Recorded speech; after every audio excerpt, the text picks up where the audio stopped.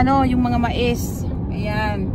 Nandito tayo ngayon sa Manitoba. Manitoba province to, kung saan dito kami sa probinsyang ito kami naninirahan. Ayan. Kumanda na yung mga bunga nung canola plants na yan. Yan yung ginagawang canola oil na in-export naman ng Canada sa iba't ibang bansa. Pinagkakakitaan ng Canada yung canola oil eh. Alam nyo ba na yung buto niyan, ano siya, matabang-mataba daw. Talagang nakikita mo daw yung oil ng buto ng halaman na yan, ng canola. Laking truck nito oh. Yan, yung canola oil na yan, pag daw inano mo yung buto niya, talagang makikita mo daw na talagang very oily yung buto. Kaya nga nakakagawa sila ng maraming canola oil eh.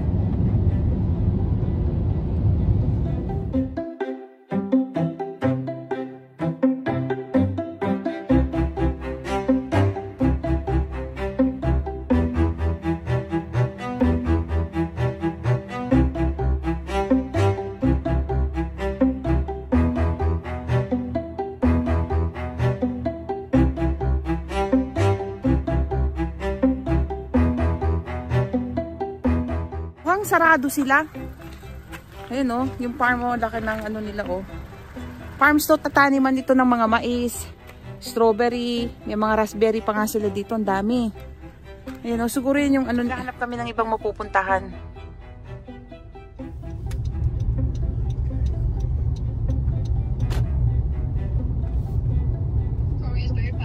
Hi, are you guys open for strawberry picking today? Yeah. Okay, thank you. Bye-bye.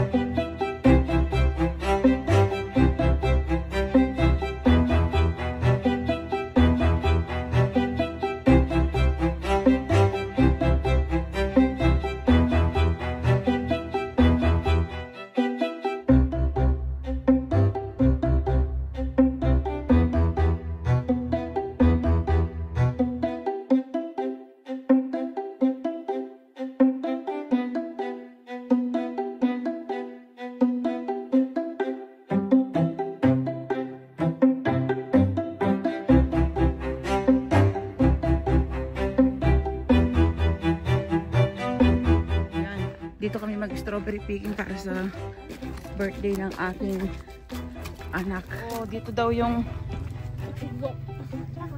yung pitasan. So, how much is a box? 20. Oh, 20.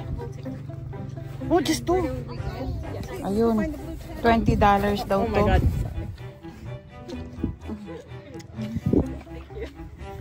I don't know why that. I'm just gonna send you guys this way, and then you're gonna go to the left to that green umbrella. Oh, okay. Okay, thank you. Ay, mga anak ko, mamimitas kami.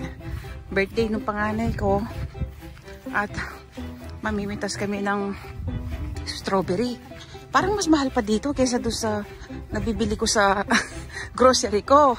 Di ba sa grocery ko yung isang pake $5 lang. Bay, $20 daw yun. Binabayaran mo po yung experience ng pagpitas ng strawberry. Ayan. Ganyan kalalaki yung mga strawberry farm dito. Pero parang ang laliit pa ng mga strawberry nila, oh. Ayan, oh. Maputik. Ayan yung mga anak ko. Ayan.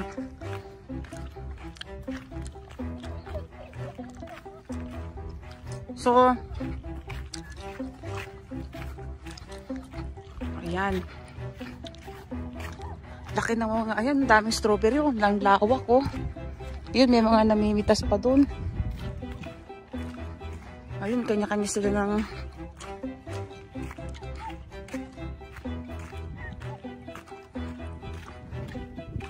hindi ko alam kung isa lang may-ari nito o marami may-ari. Ayan. Enjoy na enjoy yung mga iha ko.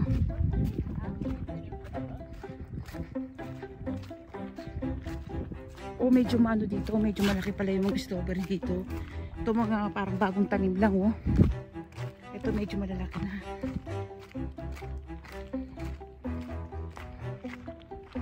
Yun, ang daming ano, oh. Daming namimitas, oh. May burak, oh. Namiss ko itong mga ganito. Sa atin ang tawag dito, are. Yung, dayami ng palay.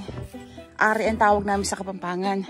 Ito naman, dayami ito ng mga trigo o yung mga damo. Yan, oh. Namiss ko itong mga ganito, yung mabuburak na bukid. Ayun, experience ko ulit. Ilang taon din yung nakakatikim ka ng putik. Yung dati nga, kalahati ng katawan ko babad sa putik nung bata ako pag nangingisda kami. Yung nakikitima kami sa bukid. Yung tima, yung pag may pinapato yung sakahan tapos may mga isda-isda hinuhuli nyo. Pag natutuyo na yung tubig, tima ang tawag dun. Ayan. Ang daming na namimitas, oh. Ayun, oh. Kakatuwa, ang daming tataba na. Ano mo, linalagyan nila ng nilalagyan nila ng dayami. Yan, usually mga to, yung mga dayami ng trigo, hindi ng palay. Kasi nga dito, trigo, di ba, yung wheat, yung ginagawang mga arena. Yan yung dahon. Dayami yan, ayan. Ang tataba ng mga tingnan yung daming namimitas, oh. Ayun yung aking mga anak. Naiwan na ako. Inahanapan kami ng mapagpipitasan na fresh. Alam niyo, maganda tong business na to, no? Imagine nyo. Di ba pag bumibili ako sa palengke, $5 lang yung maliit na, malaki-laki na yung container. Kalahati nung box na binibili namin yun, $20 yun. Imagine, nakakalibre na sila na, hindi na sila mamimitas. Kumita pa sila, mas mahal pa yung strawberry nila. Kasi $20 eh. Ayan.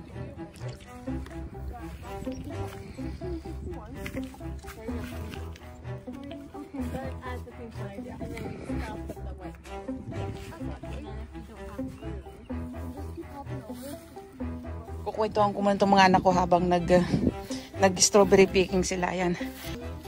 Don't pick the one that is too, Why you just staying on one place? Why you don't move? Oh, come on. Are we allowed to pick up here? Here's the good spot, oh. Are we just here? Just one line? Ayan. Ayan na yung mga na-pick nila, oh. Ayan, oh, ang gaganda, oh. Hindi nila alam yung magaganda. Don't get the mushy one, ha? May mga parang parang mga sobrang hinog na. Ayan, oh, madali nang masira itong mga to. Kuha tayo hindi gaanong hinog pa. Alam nyo, kakain na ako dito para makatipid ako.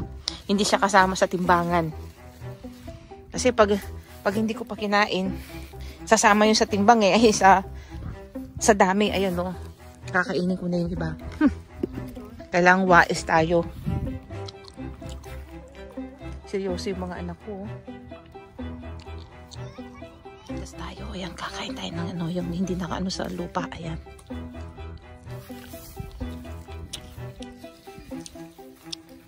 Mga anak ko, ako daw mag-move. Sabi ko, I'm busy eating. Kakainin ko rin sa akin para di kasama sa sukat.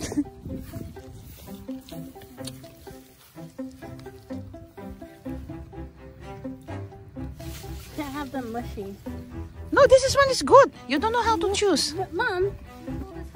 Alam nyo, kumukuha ako. Rinireject nila. Hindi daw pwede yung mga kinukuha ko. Masyado daw hinog o kaya ano. So, hindi na lang ako mamibitas. Ang pipitasin ko na lang kinakain ko. So, sila lang mamibitas at ako'y kakain na lang.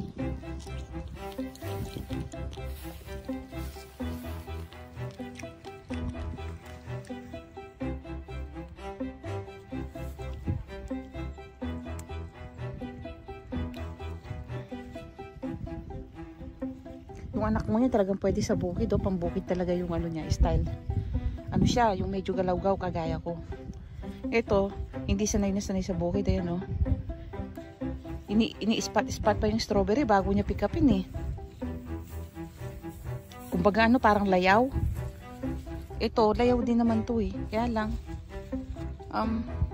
medyo maliliksi yung katawan niya, mabibilis. Oh, tingnan mo, pinipitasan pa yung... ako maghanap ka ng magaling pumitas ng mga magandang strawberry ako eh. Kasi laki ako sa bukid, alam ko yung mga matitinong ani at hindi matinong ani. Tapos yung akin pa yung pinipitasan nila. Mga kabataan talaga ngayon. Ayan. Ayan. Nag-enjoy na sila. Ayan ko na sila, baka masira yung bad trip sila sa akin. Binigyan namin sila ng kalahating oras para mapuno nila yung lalagyan nila ng strawberry. Ayan. Oh, ang bagal nila oh.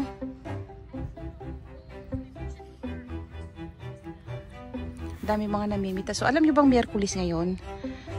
Ordinary day ngayon, so usually walang gaanong namimitas. Ine-expect ko yan. Kasi nga, working day, di ba? Usually maraming namimitas pag Sabado-Linggo.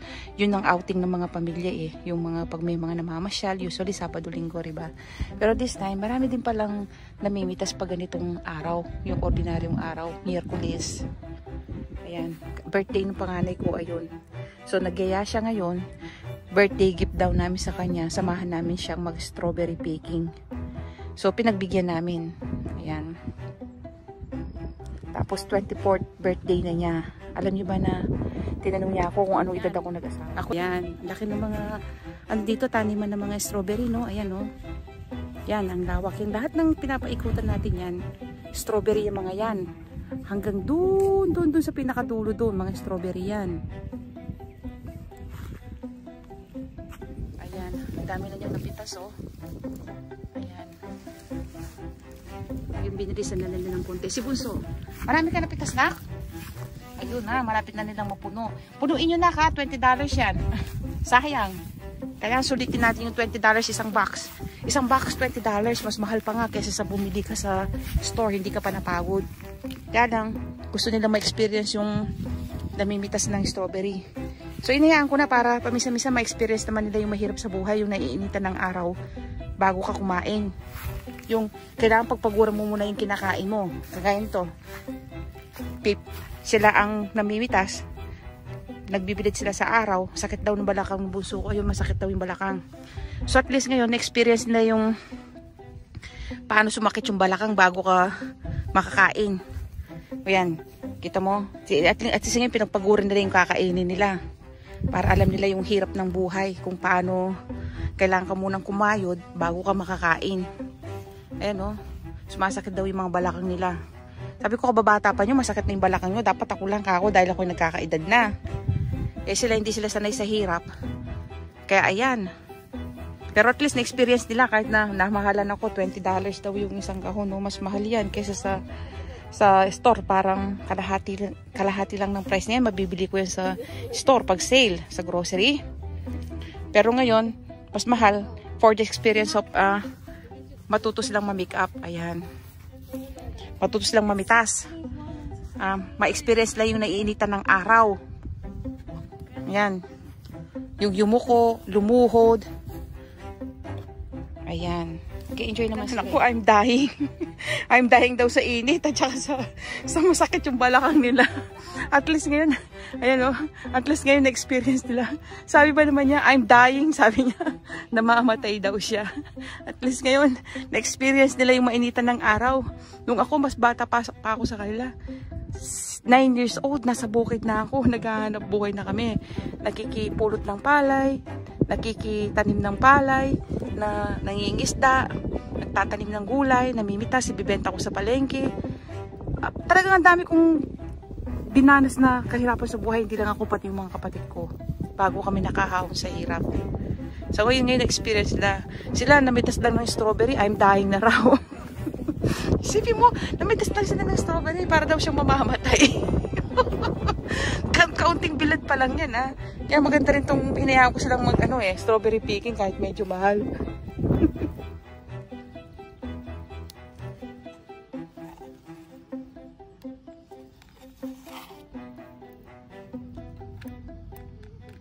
Pick more. I don't have any more to pick. Go there, in the one with that stick.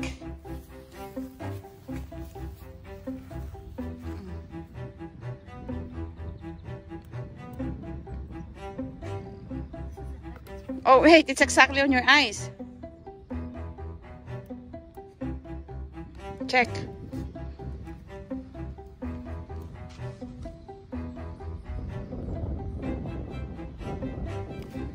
Ayan, fresh na. Ayan, ang tamis oh. Matamis. Ang sarap.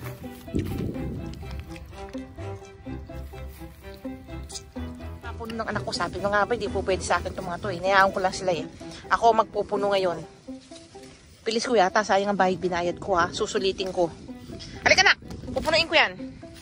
Alisin na natin yung hat natin. Ayan. Mas mabilis pag walang istorbo. Ayan. Laki yata ako sa bukid. Ako magpupuno niya. Sabi ko sa kanila. Mabilis ako. Ayan. Nung bata ako, nakikipamitas ako ng munggo. Pinakamabilis ako mamitas ng munggo. Walang makabreak ng record ko sa bilis kong pumitas. Ayan.